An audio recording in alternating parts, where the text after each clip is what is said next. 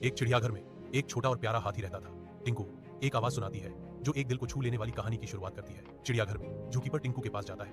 उसकी आंखों में शरारत भरी चमक होती है क्योंकि वह पेंट और एक ब्रश देता है। भीड़ की हैरानी के लिए टिंकू नाजुकता से अपनी सूंड से ब्रश पकड़ता है, बनाने के लिए तैयार। कथानक। एक दिन चिड़ियाघर के रखवाले ने मजाक में टिंकू को एक ब्रश और पेंट दिया। चिड़ियाघर में टिंकू धीरे धीरे रंग उठाता है। उसके चेहरे पर एक विचारशील भाव होता है क्योंकि वह कैनवास के पास जाता है। टिंकू धीरे धीरे रंग उठाता है और कैनवास पर कुछ बनाने लगता है।